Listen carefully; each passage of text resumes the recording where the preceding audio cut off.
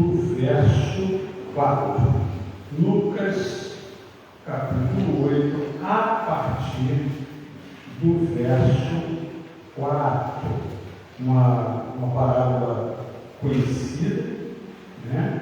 A parábola do semeador, onde nós podemos juntos refletir na palavra de Deus. Lucas, capítulo 8, a partir do verso 4, eu vou estar lendo, peço que os irmãos acompanhem, diz assim: afluindo uma grande multidão e vindo ter com ele gente de todas as cidades, disse Jesus por parábola: eis que o semeador saiu a semear.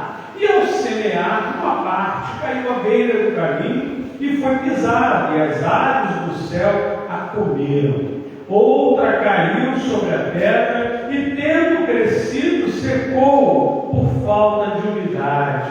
Outra caiu no meio dos espinhos e estes, ao crescerem com ela, a sufocaram. Outra, afinal, caiu em uma boa terra. Cresceu e produziu a 100 por 1. Dizendo isto, clamou: quem tem ouvidos para ouvir, ouça. Prosseguindo, diz assim: e os seus discípulos interrogaram, dizendo: que parábola é esta? Respondeu Jesus: a vós outros é dado conhecer os mistérios do reino de Deus. Aos demais fala-se por parábolas, para que vendo não vejam e ouvindo não entendam. Este é o sentido da parábola. A semente é a palavra de Deus. A que caiu à beira do caminho são os que ouviram e vêm a seguir o diabo e arrebata-lhes no coração a palavra, para não suceder que crendo sejam salvos. A que caiu sobre a pedra são os que, ouvindo a palavra, recebem com alegria. Esses não têm raiz, creem apenas por algum tempo, e na hora da provação se desviam. A que caiu entre espinhos são os que ouviram e, no decorrer dos dias, foram sufocados com os cuidados, riquezas e deleites da vida. Os seus frutos não chegam a amadurecer. A que caiu na boa terra são os que, tendo ouvido de bom e reto coração, retêm a palavra. Estes os que frutificam com perseverança. Deus amado, Pai querido, essa é a tua palavra, Senhor, e lhe clamo por Deus.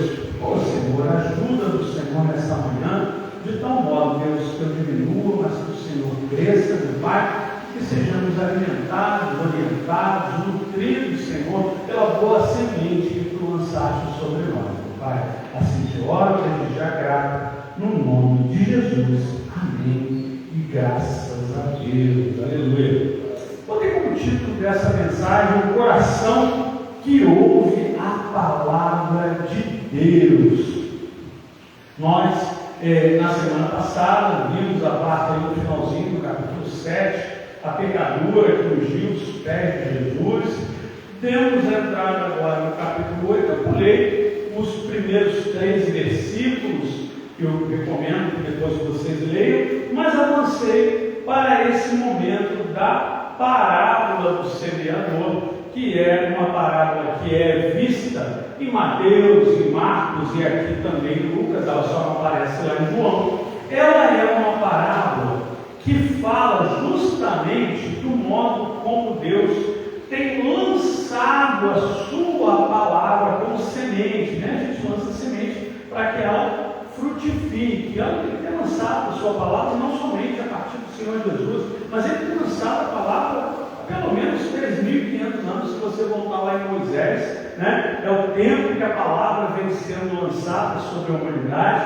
E nós entendemos, né, que mediante o agir de Deus, essas palavras elas encontram ou não lugar para crescer. Vale dizer que ali no povo judeu, quando a figura do semeador era muito comum. Ele literalmente era o cara da agricultura que saía, né, normalmente, com a figura dele era vista com um saquinho de sementes, e ele lançava essas sementes. Hoje a gente tem, graças a Deus, ao ensino, à cultura, né, Nós temos uma prática de semear, e aí eu estou falando do campo mesmo, né? Onde nós já temos todo o conhecimento do tipo de solo, onde nós sabemos direitinho aonde, quando, o tempo. Mas quando você volta, e eu estou falando aqui de 2000 anos atrás, o conhecimento era mais bruto, ainda não era um conhecimento refinado. Então, grande parte da semeadura era percebida quase como que um processo de sorte, ou de bênção, né? Se a gente preferir assim. Né? O ponto é que não se tinha um pleno conhecimento, até porque nós estamos falando ali do território de Jerusalém. É um território naturalmente pedregoso, não é um solo naturalmente bom para semear ou para as lavouras, as grandes colheitas, apesar de que hoje eles são referência no mundo, né? Justamente pela dificuldade que eles tiveram de aprender técnicas, de aprender como se virar, como tornar aquele solo bom. E o fato é que essa figura, ela é conhecida, e todos sabemos que quando um semeador sair, né, o objetivo dele, né, o texto que nós vemos aqui, que ele vai produzir a 100 por 1, né, tipo assim, ficar muitos, e, se eu não me engano, não lembro se é Mateus ou Marcos, um dos dois, que vai falar que dá 30, 60 e 100 por 1, né? Mostra um crescimento gradativo, ou seja, é um momento que semeamos e esperamos colher. Isso é algo muito interessante. Mas lembrando também, só para a gente não perder o visual ilustrativo, que ao mesmo tempo que em um momento você tem, sim, a figura de alguém fora do sistema, ou seja, o semeador está ali a lançar as sementes em algum local, o sistema, o momento seguinte, aquilo que brota dali, torna-se por si só o semeador, né? Por exemplo, se eu semear uma goiabeira, eu semeei uma goiabeira ali, né? Ela vai nascer, vai dar vários frutos, a gente vai ver, mas o verdadeiro fruto da árvore não é aquele que nós comemos. O verdadeiro fruto da árvore são as novas sementes que são geradas. Quando você pensa que uma pequena semente, por exemplo, falando ainda de uma goiabeira, que é muito comum aqui para a gente, você pega aquela sementinha bem pequenininha, você está vendo? Né? É daquela uma semente que brota toda uma árvore, né? Ela cresce, ela fica frondosa, e quantos frutos nascem naquela árvore, mas às vezes a gente não percebe que dentro de cada fruto daquele, quantas sementes tem em cada frutinho daquele. Nós temos muitas sementes, e aonde aqueles frutos venham a cair, né, eles ali vão ser potencialmente bases para novas árvores. Nós sabemos até que muitos pássaros que vão se alimentar daquela fruta, conforme eles vão acabar deixando suas peças, vão deixar sementinhas já preparadas e lá vão nascer. O que eu quero dizer é o seguinte, é que às vezes a gente não percebe. A gente está falando aqui sim da palavra de Deus, estamos falando sim da anunciação da boa nova, estamos falando sim da anunciação da própria Bíblia Sagrada, estamos sim falando disso, mas eu queria que você refletisse comigo no seguinte sentido, de que aonde esta semente vai entrar em nós, não é uma semente que nós tínhamos em nós, é algo que foi trazido para nós, e uma vez que ela brota e nós venhamos a dar frutos, verdadeiros frutos, de nós sairão estas sementes. É a palavra de Deus que tem que começar a sair de nós que fomos em algum tempo semeados. Nós que fomos, que não éramos antes árvore frutífera, nós que antes não éramos a lavoura do Senhor, nós hoje que crescemos mediante esse semear, nos tornamos naturalmente aqueles que também semeiam. No outro dia, eu sempre lembro disso, teve algum pastor, que eu vi num podcast, e o pessoal fala, mas pastor, é difícil dar frutos, não é fácil dar frutos. Aí ele fala, então, o Senhor Jesus usa figuras naturais, né, figuras simples, histórias simples, como uma parábola de semeadura, justamente para deixar bem claro que o processo que se inicia é simples. Não é um processo que simplesmente vai ter dificuldade em voltar. Você viu aqui que não é qualquer semente que for lançada que vai voltar. Mas, por outro lado, se ele associa a uma planta, né? E nós aqui associamos, por exemplo, a uma árvore frutífera, esse pastor ele fala, então, rapaz, você alguma vez já passou perto de uma árvore frutífera, fosse ela qual fosse, que ela estivesse gemendo e sofrendo para gerar um fruto? Tipo, imagina, você passa embaixo de um pé de goiaba e ela fala, e aí você fala, ela está gerando uma goiaba aqui. Você já viu isso? Viram não, né? Porque o fruto ele vem naturalmente. Ele é produzido a partir do que foi semeado.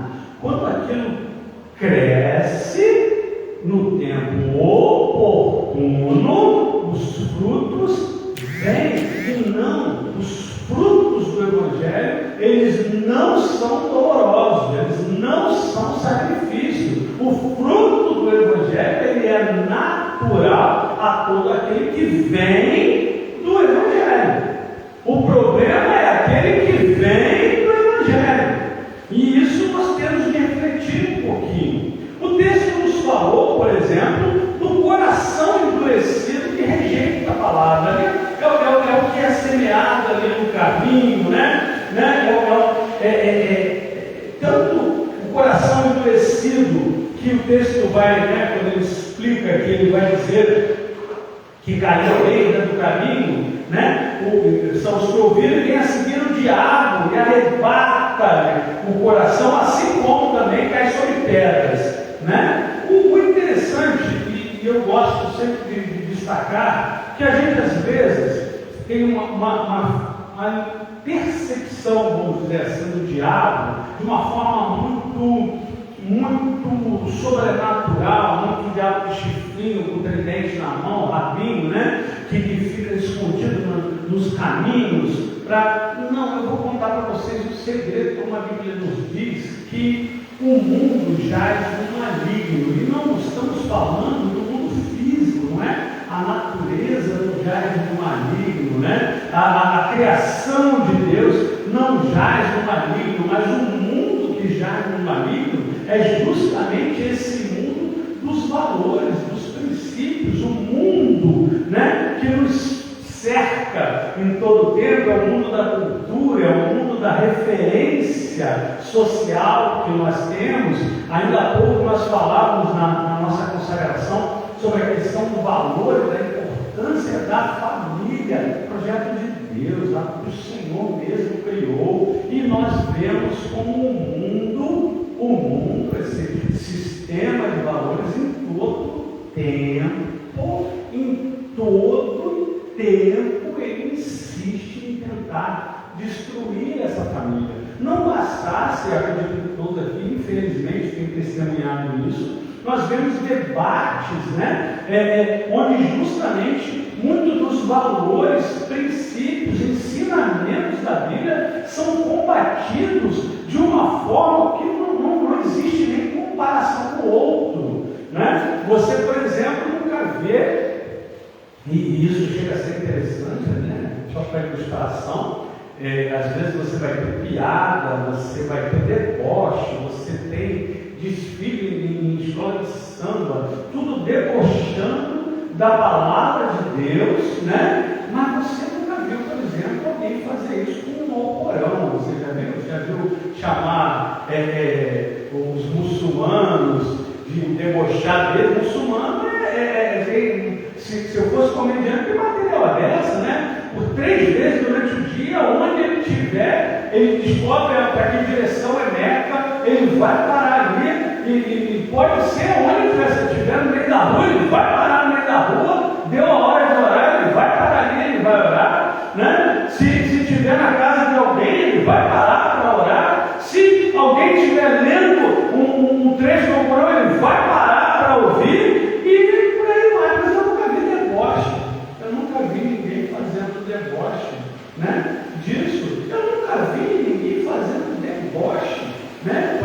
ou afrontando, ou perseguindo, ou dizendo que tem que destruir, tem que acabar. Por exemplo, um budista, né? Eu não vejo isso, por exemplo, de religiões de matriz africana, não vejo as pessoas na rua, nem mesmo no evangelho, né? Tentando destruir, ou quebrar, ou invadir, mas você vê isso em todo o tempo, contra justamente a palavra de Deus, o que na verdade, como diz, né, massa que muito bate, cresce, né?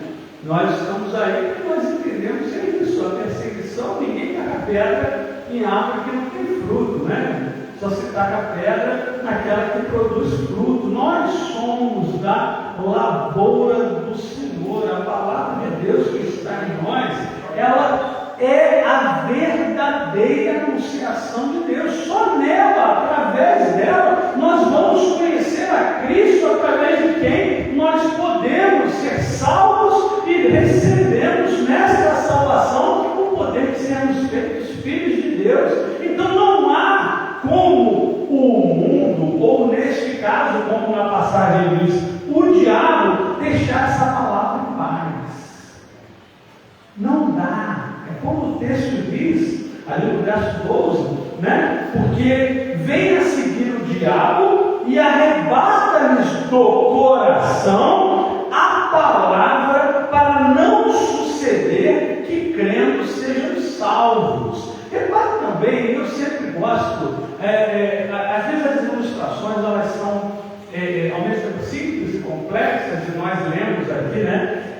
A vós outros, a nós que somos discípulos de Cristo, é nos dado conhecer os mistérios do reino de Deus. O mistério é aquilo que é revelado, não é aquilo que é entendido. O mistério é aquilo que é revelado.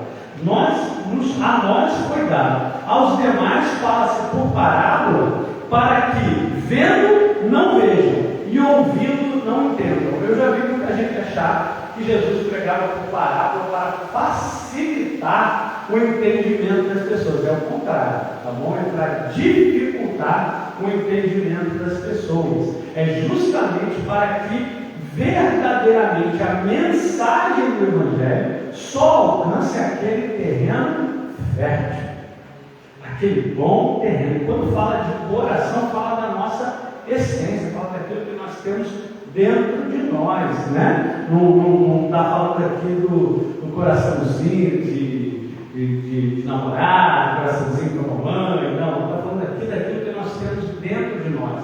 Lembrando sempre, gente, o nosso coração, o coração natural, o coração do homem, ele é enganoso, a palavra nos diz isso. A palavra deixa muito claro para mim e para você que o homem natural é decaído. O homem natural, ele tende ao pecado, ele não tende às alturas, ele não tende a buscar a Deus. A natureza do homem é como que o efeito da gravidade. A gente pode até tentar pular, mas a gente vai cair. A nossa natureza é uma natureza que se identifica, que se aproxima da obra do diabo.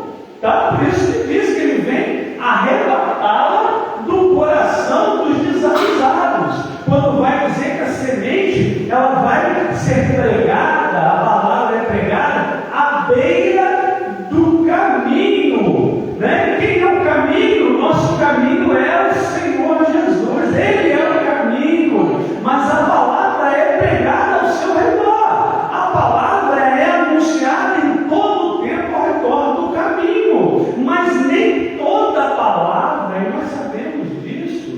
nós sabemos disso, e essa própria parábola ela é uma parábola de bom ânimo para mim, para você, para os discípulos desde aquela época, onde muitas das vezes, sabe quando você acha que não valeu a pena? Você foi, pregou, anunciou, né? Esticou a mão, mas você não viu nada. Caramba, preguei tanto e nada aconteceu. Isso vai desde o momento de Jesus. Eu costumo lembrar, hoje, louvado seja Deus, somos milhões e milhões ao redor do mundo cristão. Louvado seja o Senhor.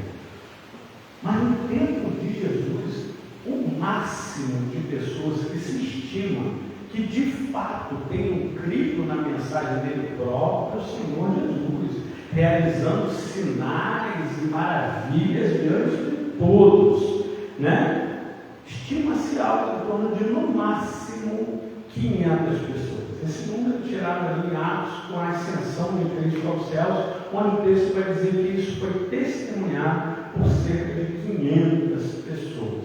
Essas 500 se testemunharam no entendimento de que Deus havia se revelado a elas, e elas de fato sabiam quem Ele era, e de fato, né, receberam essa boa semente e logo haveriam de estar frutificando, ao ponto que quando Jesus termina de descender aos céus, tem um anjo que está do lado deles ali, ele estava vendo, ele fala: o que vocês estão olhando para cima? Aquele que foi, também aquele que há de voltar, ele há de voltar, e nós devemos encontrar, né, frutificando. Mas o fato que a palavra nos mostra é que há corações endurecidos que rejeitam, né? Eles rejeitam justamente a palavra de vida. E ali, algo que eu e vocês devemos entender, porque aqui não diz para não semear. Eu quero que vocês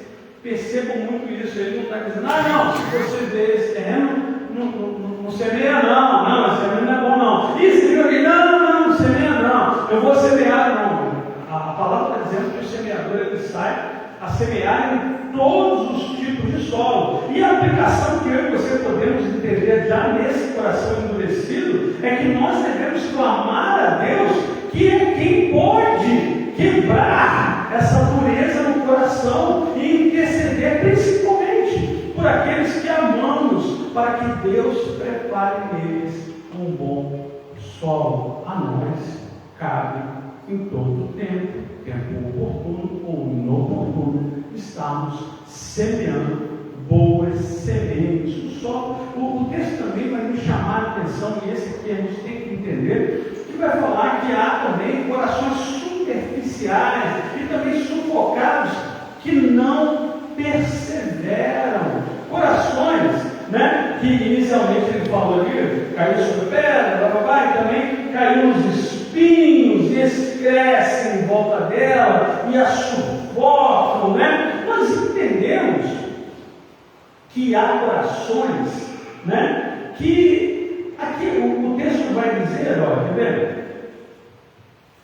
Eles ficam animados, ao que caiu no espírito são os que ouviram, e no decorrer dos dias, vou voltar até um pouquinho, o próprio de pedra também tem um pouquinho, ele se assemelha, né? Tanto de pedra quanto que cai no espinho. Eu tentei fazer um compilado de ambos, que recebem com alegria, mas não tem raiz. Outros ali, no caso, que caem nos espinhos, que vão ouvir, e no decorrer dos dias, ou seja, talvez eles, como da pedra, com alegria receberam, mas como não tem raiz, eles vão acabar sendo sufocados, né? E o texto, na explicação do 14, vai dizer que eles são sufocados com os cuidados, riquezas e deleites da vida. Irmãos, nós vivemos um tempo muito, a gente conversou isso até quinta-feira, né? A questão do hedonismo, o culto ao prazer, onde nós nem percebemos, tá? Nem percebemos. A nossa natureza é tão decaída que a gente nem percebe. A gente acha que o culto ao Senhor, a relação com Deus é assim mesmo. Nós estamos indo em busca de igrejas que nos deem prazer, igrejas que tenham ambientes que sejam agradáveis a nós, igrejas que falam aquilo que nós gostamos de ouvir, igrejas onde eu posso permanecer como eu vim, né? Não precisa mudar, não. Deus me aceita do jeito que eu sou, né? E aí eu não mudo, eu não me transformo. Evangelhos hedonistas, evangelhos de boas novas, do tipo: vem e permaneça como está. Teologicamente a gente chama isso de hipergraça. É a graça que não tem um condicional, não há uma consequência da ação dela. E nós entendemos que isso são como boas sementes que talvez tenham germinado em lugares que não deu crescer. A raiz cresceu em ambientes sufocados, cresceu em lugares que não são próprios ao seu cultivo. E isso é muito comum, principalmente no nosso tempo, lembrando curiosamente, isso já estava presente lá no século I. Já uma das influências da cultura grega era justamente esse hedonismo, esse culto ao prazer, né? E eles tinham isso, acabaram influenciando vários povos, várias formas de se relacionarem socialmente, até mesmo com Deus. É onde algo só vale a pena se me der alegria, algo só é bom se me der prazer, ou é bonzão para mim ou eu não quero papo. Só que quando você entra na mensagem do Evangelho e o Senhor Jesus vai falar, então, você quer realmente ser meu discípulo? Então você vai ter que se negar, você vai ter que andar num caminho estreito. E, gente, quando fala de caminho estreito, é caminho difícil de se andar. Não é, eu já vi pessoas achando que é só, tipo assim, ou você vai para uma grande porta com uma entrada aqui, ou uma pequena porta com uma lateral, tipo, muda pouco. Não é assim, não. Ele está falando de um caminho estreito, um caminho difícil de se passar. Um caminho, como um amigo meu uma vez falou, né? É um caminho na beira do precipício. Não é um caminho no alto de uma montanha verde, lindona, maravilhosa, não. É um caminho do ladinho do precipício, do lado do precipício, estreitinho, onde se você der bobeira, você cai, porque a sua tendência é cair. A nossa tendência é o pecado. A gente, em todo tempo, vive buscando isso. Todo tempo nós vemos buscando isso. E aí ele vai falar, por último, de um coração transformado. Mas eu queria, no caso, para nós aqui, ainda sobre o coração superficial e sufocado, a nossa vigilância está justamente em entender, é o sentido do mistério revelado. Uma vez que há um mistério revelado, a nossa tendência tem de ser aprender com isso que foi dito. Se nós sabemos que há justamente uma tendência a nos afastarmos da boa nova, nós temos que vigiar. A palavra de Deus vai dizer, vigiar e orar, para que as provações e distrações desse mundo não nos afastem justamente da palavra de Deus. Irmãos, vamos parar e refletir. Muitas das vezes, quando fala o espinho que nos sufoca, são justamente coisas que nos afastam daquilo que nós sabemos que é bom. Uma das coisas mais simples, a gente podia falar de mídia, a gente está tão na moda, né? O celular, a televisão, né? As mídias e tal. Mas, irmãos, tem uma coisa que ainda é muito eficaz e a gente não tem vigiado. São os nossos relacionamentos, as pessoas que fazem parte, principalmente dos nossos círculos mais próximos, pessoas que nós damos lugar, que nós cedemos os nossos ouvidos, pessoas que ocupam muitas das vezes as nossas ideias, de tal modo que servem para nos sufocar no Evangelho, que eu lembro sempre, irmãos, não tente encontrar muita lógica no Evangelho, porque o Evangelho é loucura para os que se perdem. Entenda, se é loucura para os que se perdem, isso quer dizer o seguinte: aquela pessoa que não está no Evangelho, ela não vai entender quando você vai falar, por exemplo, não, irmão, eu decidi, né, uma vez que eu estou em Cristo, eu não vou mais beber, eu não vou, no caso, ter relacionamentos fora do relacionamento que eu já tenho estabelecido, eu vou andar corretamente, eu vou educar meus filhos segundo a palavra de Deus, eu não quero para mim coisas que a Bíblia diz que não são boas para mim. E aí a pessoa fala, para com isso, rapaz, que é isso? A Bíblia é um livro velho, rapaz. Que isso? Esse livro tem milhares de anos, a cultura mudou, as coisas mudaram, isso não é mais assim não, eu nem entendo você fala essas coisas. E não entende mesmo. E não vai entender. Enquanto não se converter, não vai entender. Porque para os que se perdem, é loucura. Mas a Bíblia também vai dizer que para os salvos é poder de Deus. Não é algo bom. A Bíblia diz, não, mas para os que são salvos é muito bom. Não, é poder de Deus. Ainda há pouco no EBD nós falávamos justamente que uma das coisas que marca o reconhecimento da deidade é justamente a sua onipotência, o seu poder para fazer todas as coisas, comandar os céus e a terra, os elementos da natureza, assim como o coração dos homens. Então nós temos que estar atentos e vigiando.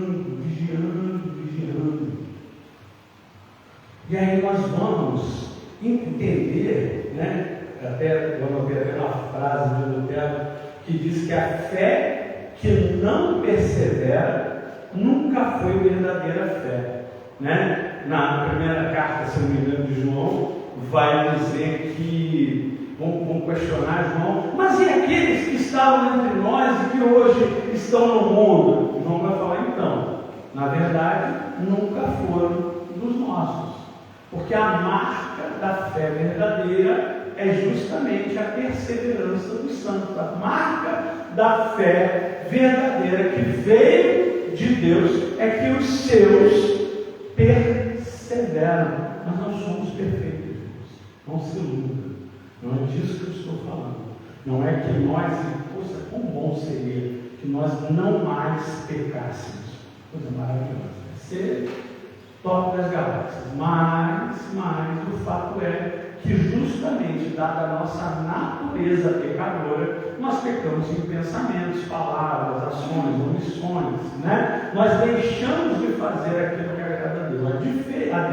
A diferença é que uma vez que somos perseverantes é aquele que não desiste, é aquele que vai até o final. Não vou entregar outro não, peraí, tropecei, mas eu tenho advogado, vou buscar nele, vou pedir perdão, vou me arrepender verdadeiramente, eu vou me humilhar e vou caminhar com ele, porque não há vida em outro lugar. É quando Jesus chega para os discípulos, e aí? Ele tinha falado, quem quiser ficar comigo, me seguir, vai ter que comer minha carne, beber meu sangue. Ele não explicou nada, só falta isso. Quem quiser ficar comigo vai ter que comer minha carne e beber meu sangue. Aí a multidão falou, palavra dura, hein? Que isso? Ficou doido, né? E foi embora. Jesus vira para os discípulos e fala, e aí, você não vai embora não? Ele falou, não, Senhor, eu não entendi nada. Mas aonde mais eu irei, pois só tu tens as palavras de vida eterna. Eu vou ficar por aqui, eu vou perseverar, Senhor, eu vou perseverar. Eu sei que eu não sou digno, eu sei que eu não consigo, sozinho não consigo, mas no Senhor eu quero perseverar, eu não quero ser condenado, eu não quero estar distante de Ti, eu quero estar com o Senhor. Isso é algo que é uma marca justamente daqueles que tiveram o coração transformado pela graça de Jesus, porque é justamente esse solo que foi a esse sim preparado pelo Espírito Santo. Esse solo, ao receber a semente, ainda que enfrente dificuldades. Eu gosto muito da ilustração, né, do semear, porque você nunca sabe realmente, né? É algo que acontece distante dos nossos olhos, né?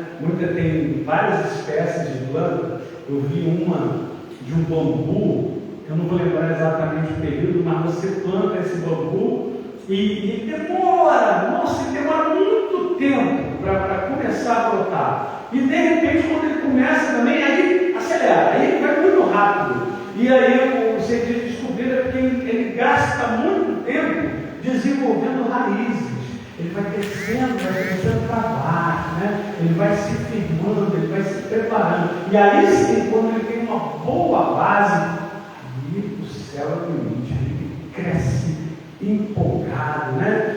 Não é diferente de nós, porque às vezes nós recebemos até mesmo uma mensagem, até mesmo uma pequena palavra, né? Mas lendo às vezes em casa, a gente lê, aquilo fala gostoso ao nosso coração, né? A gente sente o coração aquecido, a gente não sabe nem como, porque o que está acontecendo ali, mas lá na frente, às vezes, é que aquilo ali frutifica, né?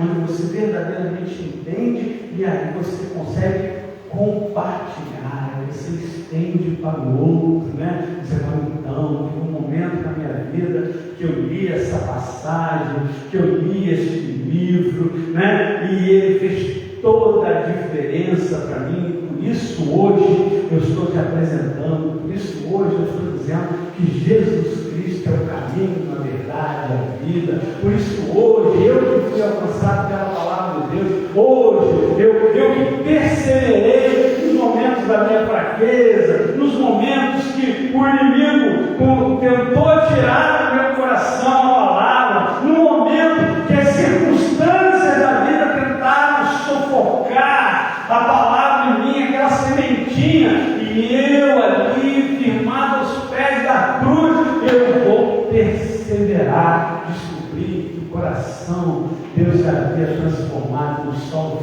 fértil, um solo nutrido, um solo pronto a gerar algo tremendo e maravilhoso para a glória de Deus. A evidência de que realmente recebemos a palavra de Deus é justamente a nossa perseverança em Cristo. Isso aí é uma das coisas que já começou a ser anunciado no tempo de João Batista, né? Eu costumo lembrar sempre, a mensagem de João Batista não era uma mensagem cristã, não era para nos tornarmos cristãos, era uma mensagem ali para aquele povo, né, daquele tempo ainda que estava por receber a chegada do Messias, para que eles tornassem os seus caminhos. Era tipo assim, ô judeu sem vergonha, volta a ser judeu, porque senão o Messias vai chegar e você não vai ver, você não vai reconhecer os sinais, ele vai vir e vai cumprir o que está na palavra. Só aquele que conhece a palavra vai saber que ele veio. E aí ele falava, arrependam-se e me mostrem frutos dignos de arrependimento. E nós devemos entender de certo modo, da mesma forma, nós devemos apresentar frutos dignos de arrependimento. Que fruto digno de arrependimento é esse, né? O primeiro, a perseverança, onde nós, na nossa pequenez, na nossa fraqueza, nós não abrimos mão dessa palavra, da boa nova do Senhor, nós não abrimos mão do nosso Senhor, nós não abrimos mão das suas promessas, nós não abrimos mão, independente de circunstância, independente do que nos falam, nós permanecemos em Cristo Jesus, porque isso é marca, isso é fruto de arrependimento. Então nós temos que estar sempre e em todo o tempo a Deus. E já caminhando para o final, lembrar que eu falei aqui de que sem a graça o coração vai continuar endurecido, vai continuar sufocado. Sem a graça de Deus. E a graça não vem pelos nossos méritos, a graça vem pelo amor de Deus. É Ele, nosso Senhor Jesus, que é quem pagou na cruz. Não fui eu, não foi você, foi Ele. E através da anunciação do Evangelho é que até mesmo corações duros podem ser transformados em solos férteis. Israel que diga, Israel está lá, se eu não me engano, é o maior produtor de flores do mundo. O lugar é um pedregulho só, entendeu? É um pedacinho do mundo que em princípio ninguém queria, né? Mas hoje todo mundo quer destruir. Nós aprendemos que sem raízes a fé não resiste. Ou seja, de nada adianta só você ficar se alimentando de leitinho, alimentando de evangelho superficial, de boa nova, de igreja que é bonitinha só para você ficar alegrinho. coração comovido, ouvir louvores, e falar, eu senti a presença de Deus. Nada, você sentiu o poder da música, que é maravilhoso. A música é algo que nasceu do céu, a gente nunca subestime. Tá? A música pode nos levar, sim, à presença de Deus, mas a música não é a palavra de Deus. O que nos alimenta, o que nos fortalece a raiz, né, é justamente a poderosa palavra de Deus. Nós falávamos na IBD que não é pequenas porções, né? Eu não gosto de pensar. Eu acho um desserviço na obra, aquela caixinha de promessa. Eu acho que aquilo foi um desserviço na obra de Deus, né? Porque fica ali selecionado pedaços, fragmentos de uma boa nova, né? Quando na verdade a boa nova são todas essas páginas. Então é um livro tem que ser lido, um livro tem que ser compreendido, né? E à medida que nós lemos e compreendemos, o Espírito completa em nós, nossas raízes crescem e nós fazemos. E nós fazemos aquilo que vem atrás. E por último, a obra de Deus só se torna frutífera mediante a palavra do Senhor. Que Deus, tendo a sua palavra bem semeada ali em nosso coração, e Ele que dá o crescimento, né? Nós temos essa palavra bem semeada dentro de um solo fértil que Ele mesmo preparou, nós vamos frutificar. E esse fruto não vai ser doloroso, não, a gente vai sofrer para frutificar. A gente, é igual quando as pessoas falam assim para a gente, né? Ah, mas eu não sei evangelizar. Então, é porque você está idealizando alguma coisa, porque evangelizar é expor o fruto que já está em você, é compartilhar aquilo que é você, é aquilo que você já tem, literalmente entendendo que eu não fui salvo simplesmente porque disseram que Jesus me ama. Jesus me ama não é evangelizar. Eu não fui salvo só porque alguém disse que eu podia e deveria orar mais. Eu fui salvo porque em algum momento a palavra de Deus me disse que Jesus Cristo é o Filho de Deus, que veio ao mundo, viveu como nós, e no momento oportuno Ele se deu em sacrifício. Ele se deu, Ele não foi, porque às vezes tem gente falando, para os romanos mataram Ele, para os judeus mataram Ele. Quem matou Ele fui eu, meu irmão. Quem matou Ele foi você. Foi o teu pecado, não foram os homens, simplesmente. Se não quisesse, Ele não quisesse, ninguém botava a mão nele. Se você ler o Evangelho, você vai entender isso. Ele se deu por todo aquele que nele crê. E quando você entende que aquela morte vicária, aquela morte substitutiva, ela foi feita não porque ele tivesse pecado, não porque ele tivesse feito algo errado, não pelo contrário, um único homem desprovido de pecado, um único homem perfeito, o segundo Adão, esse deu a vida por mim, ainda que eu seja um pecador, indigno, merecedor do inferno, merecedor de toda a condenação, porque eu era inimigo de Deus, eu morava em densas trevas, eu vivia no meio do lamaçal, mas Ele me amou quando eu ainda não valia nada. Ele estendeu a sua mão para mim, e hoje eu sou nova criatura em Cristo Jesus. O Evangelho é isso, irmão. O Evangelho fala de arrependimento, fala de consciência de pecado. O Evangelho entende que o mérito e a glória somente a Cristo Jesus, nosso Senhor. E o nosso Deus maravilhoso, Deus poderoso, cheio de glória e louvor, que Ele complete em nossos corações tudo aquilo que eu não fui capaz de comentar nessa manhã. Que Deus abençoe cada um de vocês. Eu agradeço a oportunidade. Amém?